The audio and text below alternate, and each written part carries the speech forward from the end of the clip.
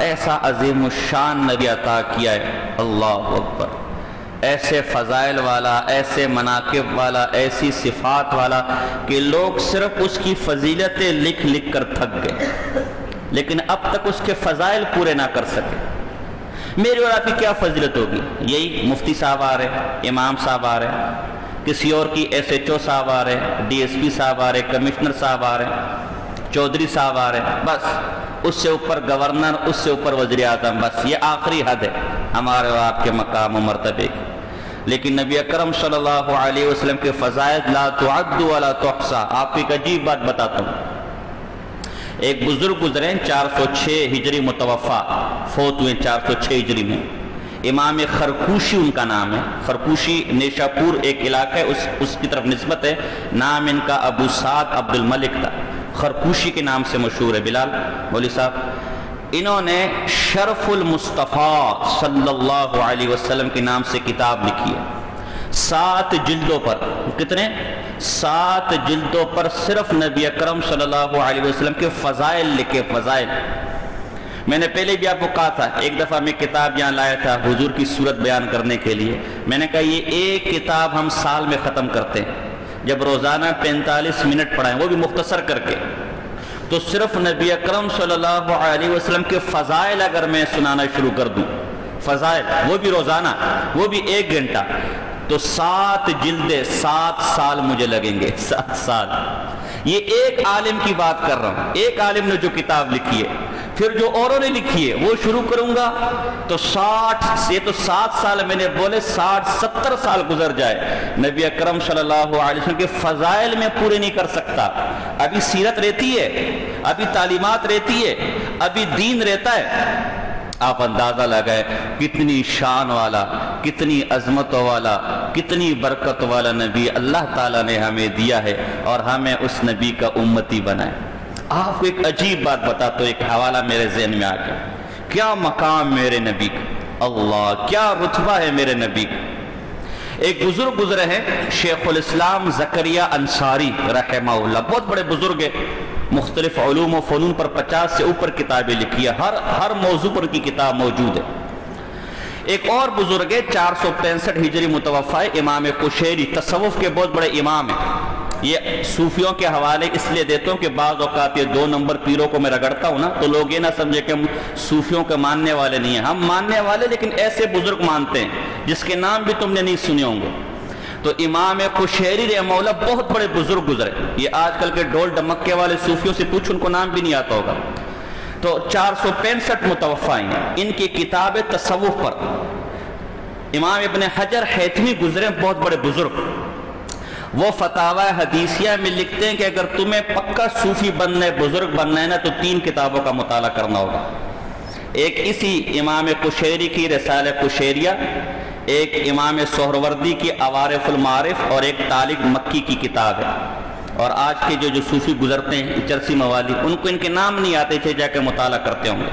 تو امام قشیری کا رسالہ قشیریہ ہے، اس کی شرح شیخ الاسلام زکریا انصاری نے لکھی ہے۔ نبی کا مقام بتانے لگا ہوں، ہمارے بس میں نہیں ہے، میں بھی اسی پر اکتفا کروں گا۔ کہتے ساری دنیا کے اولیاء کو، سارے دنیا کے بزرگوں کو جمع کر لو، سارے دنیا کے کتب، غوث، ابدال، بزرگان دین کو جمع کر لو، سب کو جمع کر لو۔ ایک ولی، کوئی آپ کو نظر آ جائے اللہ کا ولی ہے، کیسے اس کی طرف بھاگیں گے؟ نہیں بھاگیں گے، اس کا ہاتھ چومیں گے، اس کے جسم کے ساتھ ہاتھ لگائیں گے، اس کے سامنے بادب کھڑے ہوں گے، الا ان اولیاء اللہ لا خوف علیہم ولا هم یحزنون۔ یہ اولیاء کون ہے؟ اللہ ان کا مقام بتاتا ہے۔ یہ اولیاء وہ ہیں کہ مرتے وقت بھی انہیں کوئی خوف نہیں ہوتا۔ ہمیں تو موت کا فرشتہ نظر آئے گا، ہے میں نے تو فلاں کی زمین قبضہ کی ہوئی تھی، ہے میں نے تو فلاں کا حرام کھایا ہوا تھا، ہے میں نے تو فلاں کے ساتھ ظلم کیا ہوا تھا، ہے میں نے تو یتیموں کا مال کھایا ہوا تھا، میں نے تو رشوت کھائی ہوئی تھی، میں نے تو ڈاکے کا مال کھایا ہوا تھا، ہے میرے تو یہ گناہ تھے، یہ گناہ تھے، یہ گناہ تھے۔ مولا اب تو موت کا وقت آ گیا، چہرہ بگڑ جاتا ہے۔ آپ نے کبھی سانس نکلتے ہوئے دیکھا ہے آدمی کو آنکھیں کیسی کھلی ہوتی ہے؟ ہمیں اللہ نے دیکھا، اللہ میں معاف فرمائے اس سختی سے ہمیں بچائے، ایسی آنکھیں کھلی رہ جاتی ہے۔ اس موقع کے متعلق اولیاء اللہ کے بارے میں اللہ کہہ رہے انہیں کوئی خوف نہیں ہوگا، یہ اللہ کے دوست ہوں گے۔ کیوں؟ یہ اللہ کے دوست، انہیں معلوم ہے ہم نے ساری زندگی اللہ کی فرما برداری میں گزاری ہے، اللہ کی اطاعت میں گزاری ہے، اللہ کو اپنا محبوب بنا کے رکھا ہے، اللہ نے جو کہا اس پر عمل کیا، جس سے منع کیا اس سے منع ہو گئے۔ تو جب ہم نے اللہ کے حکموں پر چلنا سیکھا تو اللہ نے ہمیں یہ فرمایا تھا کہ میرے حکموں پر چلو گے جنت تمہارا ٹھکانہ ہوگا، ہمیں کوئی خوف نہیں۔ تو موت کے وقت ان پر کوئی خوف نہیں ہوتا، اور قیامت کے دن جہاں ہر آدمی نفسی نفسی نفسی پریشان، خدا جانے ہمارا اعمال نامہ کیا ہوگا، دائیں ہاتھ میں دیا جائے گا، بائیں کیا، لا یحزنون، اس وقت بھی یہ لوگ غمگین نہ ہوں گے، اس وقت بھی اللہ پر اعتماد ہوگا۔ یہ اولیاء اللہ کا مقام ہے۔ حدیث میں آتا ہے من عاد لی ولیا فقد آذنتہ بالحرب، جو میرے ولی کا دشمن ہوتا ہے تو اس سے جنگ میں خود کرتا ہوں، اس کا مقابلہ پھر اللہ کے ساتھ ہوتا ہے، اس لیے کہ اللہ ولی اللہ کی فوج کا ایک نمائندہ ہے، فوج کا ایک کارکن ہے، اللہ کا دوست ہے، اور دوست کا دوست بھی دوست ہوتا ہے اور دوست کا دشمن بھی دشمن ہوتا ہے۔ جب یہ اللہ کا دوست ہے تو اس کا دشمن ہے تو گویا اللہ کا دشمن ہو گیا۔ یہ اولیاء اللہ کا مقام ہے۔ معلوم ہوا کتنا بڑا مقام، کتنا بڑا رتبہ ہوتا ہے۔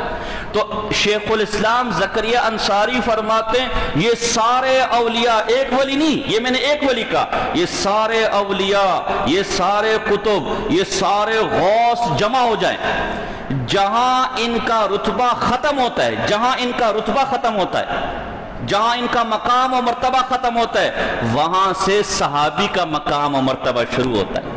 ابھی میں بتانے لگا ہوں کہ رسول اللہ کا مقام کیا ہے، وہاں سے صحابی کا مقام و مرتبہ شروع ہوتا ہے۔ اسی لیے ہماری کتابوں میں لکھا ہے، ہمارا یہ عقیدہ ہے، سارے غوث، سارے قطب، سارے ابدال، سارے اولیاء، سارے بزرگ جمع ہو جائیں، ایک ادنا سے ادنا صحابی کی خاک کے دھول کے برابر نہیں ہو سکتے۔ صحابہ ہمارے سروں کے تاج ہیں، صحابہ کا ذکر جب بھی کریں گے خیر کے ساتھ کریں گے، صحابہ کا ذکر جب بھی کریں گے محبت کے ساتھ کریں گے۔ رسول اللہ نے فرمایا جو صحابہ سے محبت کرتے ہیں وہ میری محبت کی وجہ سے محبت کرتا ہے، من احب، اور جو ان سے بغض کرتا ہے اسے ان سے بغض نہیں ہے، انہیں دراصل مجھ سے بغض ہے۔ اور یہ حقیقت ہے۔ آپ کو عجیب بات بتاؤں، ایک عجیب بات بتاتا ہوں۔ ایک امام گزرے، امام، اور جو ان سے بغض کرتا ہے اسے ان سے بغض نہیں ہے، انہیں دراصل مجھ سے بغض ہے۔ اور یہ حقیقت ہے۔ آپ کو عجیب بات بتاؤں، ایک عجیب بات بتاتا ہوں۔ ایک امام گزرے، امام الکائی، شرح اصول اعتقاد اہل سنت والجماعت ان کی کتاب ہے، اس میں لکھا ہے کہ دو رافضیوں کو جو صحابہ کے دشمن ہوتے ہیں، دو رافضیوں کو گرفتار کیا گیا جو صحابہ کو گالم گلوچ کرتے تھے۔ بنو عباس کے زمانے میں بادشاہ نے ان کو اپنے دربار میں بلایا اور دونوں کو اپنے سامنے کھڑا کیا اور ان سے پوچھا کہ تم صحابہ کو برا بلا کیوں کہتے ہو، کیوں کہتے ہو صحابہ کو برا بلا؟ اگر تم مجھے سچ سچ بتا دو تو میں تمہیں معاف کر دوں گا، میں تمہیں چھوڑ دوں گا۔ انہوں نے کہا نہیں، ہم نہیں بتا سکتے۔ تو بادشاہ نے ایک کا گلا کاٹ دیا، ایک کا گلا کاٹ دیا، اور دوسرے کو کہا دیکھ میں نے تیرے سامنے اس کا گلا کاٹے، تو اگر مجھے صاف صاف بتا دے کہ تم صحابہ کو گالیاں کیوں دیتے ہو تو میں تجھے معاف کر دوں گا، ورنہ جو حال میں نے اس کا کیے وہی حال تیرا کروں گا۔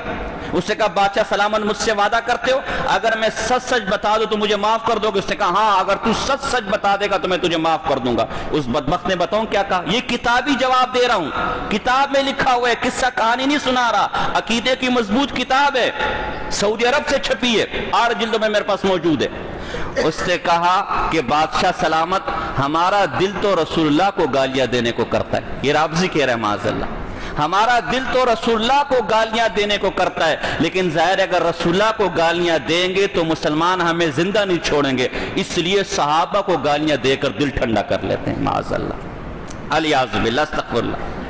بھائی میں ہوں نا، میرے شاگردوں کو کوئی گالیاں دے رہے ہیں، میرے مریدوں کو کوئی گالیاں دے رہے ہیں، کیا مطلب ہے کہ مجھے گالیاں دے رہے ہیں نا، میری تعلیم ناقص ہے؟ تو یہ وہ لوگ ہیں۔ امام مالک اندر کا یہ قول موجود ہے تفسیر قرطبی میں، امام مالک فرماتے ہیں یہ جو صحابہ کو گالیاں دینے والا فرقہ ہے، جو صحابہ کو برا بلا کہتا ہے، یہ وہ بدبخت ہے، وہ رذیل قوم ہے۔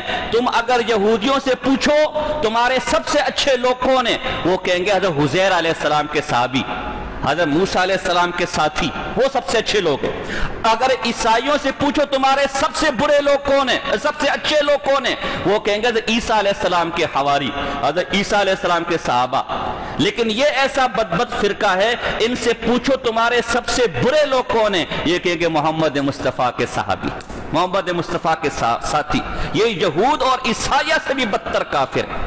تو اس لیے ان کے مقابلے میں ہمارا عقیدہ ہے کہ صحابہ سب کے سب کون ہیں، ہمارے سروں کے تاج ہیں، سروں کے ہمارے امام ہیں، ہمارے ہر صحابی رسول جنتی ہے، چاہے وہ چھوٹا صحابی ہے چاہے وہ بڑا صحابی ہے، وہ کون ہے، جنتی ہے۔ رضی اللہ عنہم ورضوا عنہ، اللہ نے قرآن میں ان کو سرٹیفکیٹ دیا ہوا ہے۔ اور صحابہ پر گالم گلوچ کرنے والے بدبختوں، یہ اللہ سے راضی ہے، اللہ ان سے راضی ہے، تو تم کون ہو جن کو گالیاں دیتے ہیں؟ وَكُلًّا وَعَدَ اللَّهُ الْحُسْنَى، اللہ نے ہر صحابی کے بارے میں کہا ہوا ہے کہ اللہ نے اس سے جنت کا وعدہ لیا ہوا ہے۔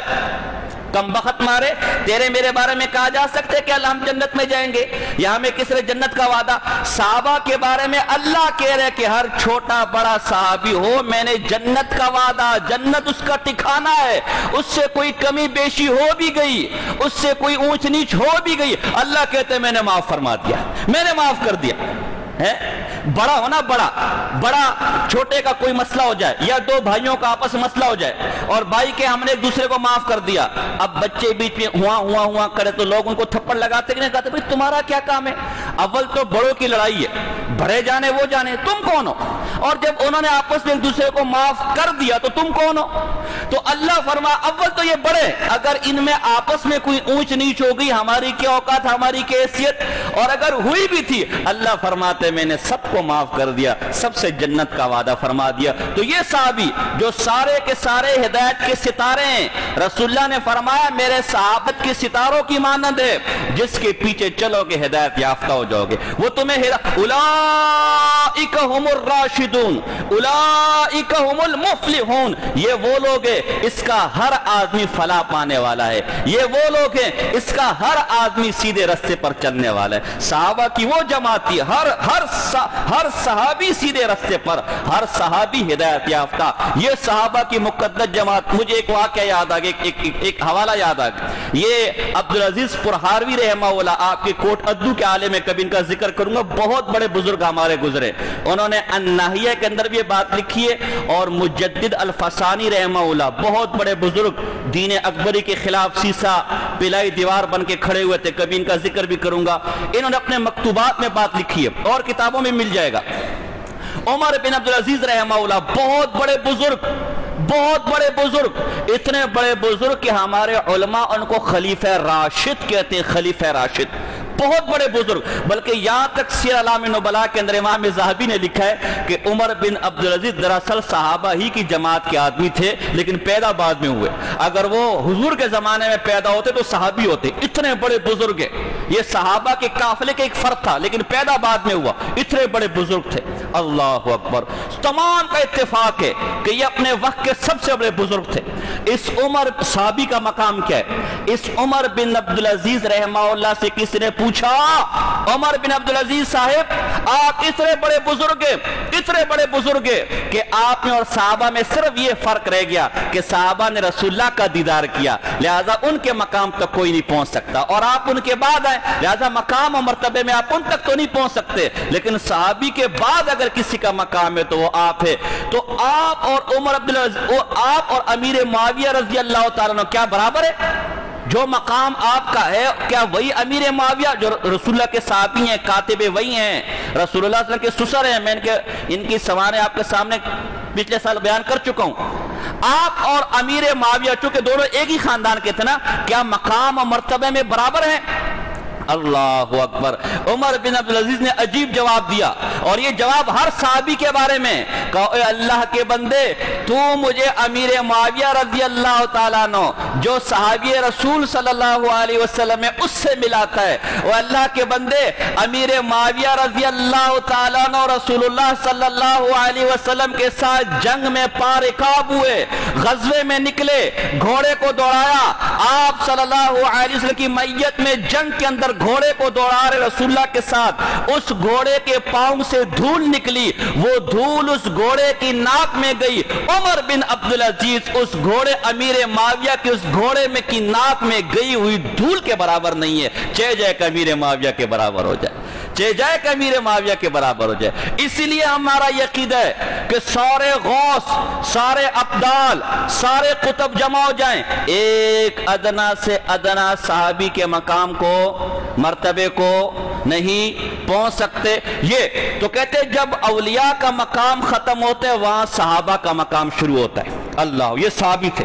अब आप अंदाजा लगाए, कहते जब सहाबा का मकाम खत्म होता है, सहाबा का मर्तबा खत्म होता है, सहाबा का रुतबा खत्म होता है, वहां सिद्दीक का रुतबा शुरू होता है। अबू बकर, सहाबा में अबू बकर सिद्दीक थे। अब अंदाजा लगाए, जब औलिया अल्लाह का इतना मकाम है, उस वो मकाम जहां खत्म होता है, वहां से सहाबा का मकाम शुरू होता है। तो सहाबा का क्या मकाम होगा? अभी मैंने उसकी मिसाल दी। वो तनकीद से बालातर हैं, सहाबा पर तनकीद नहीं हो सकती। सहाबा पर एतराज करने वाला, सहाबा पर तनकीद करने वाला अहले सुन्नत से खारिज है, उसका ठिकाना जहन्नुम है, उसका हमारे साथ कोई लेना देना, कोई ताल्लुक नहीं है। तो अब अंदाजा लगा, जब सहाबा का ये मकाम है, तो सिद्दीक का क्या मकाम होगा? कहते सिद्दीक का रुतबा, सिद्दीक का मकाम, सिद्दीक का मर्तबा जहां खत्म होता है, वहां से नबी का मकाम शुरू होता है। यानी नबी के फौरन बाद सिद्दीक का मकाम आता है, सिद्दीक के बाद सहाबा का, सहाबा के बाद औलिया का। हमसे ये औलिया नहीं संभाले जाते, इनका मर्तबा समझ नहीं आता। चाहे जाए का सहाबा, चाहे जाए के सिद्दीक, चाहे जाए के नबी। कहते नबी का मकाम और मर्तबा जहां खत्म होता है, जहां उसके फजाइल खत्म होते, वहां से रसूल का मकाम शुरू होता है, रसूल का मर्तबा शुरू होता है। और आगे शेखुल इस्लाम ज़करिया अंसारी अजीब बात कहते, जो मैं कहने वाला हूं, जो मेरा मकसद है कि रसूलुल्लाह का मकाम क्या है। कहा रसूल का मकाम और मर्तबा जहां खत्म होता है, वहां मोहम्मद मुस्तफ़ा अहमद मुश्तबा सल्लल्लाहु अलैहि वसल्लम का मकाम और मर्तबा शुरू होता है। सब कहे तो सुभान अल्लाह, जोर से कहे सुभान अल्लाह। वहां से रसूलुल्लाह का मकाम और मर्तबा शुरू होता है। गोया अल्लाह के बाद अगर किसी का मकाम और मर्तबा है, वो कायनात के सरदार अहमद मुश्तबा मोहम्मद मुस्तफ़ा सल्लल्लाहु अलैहि वसल्लम का मकाम है।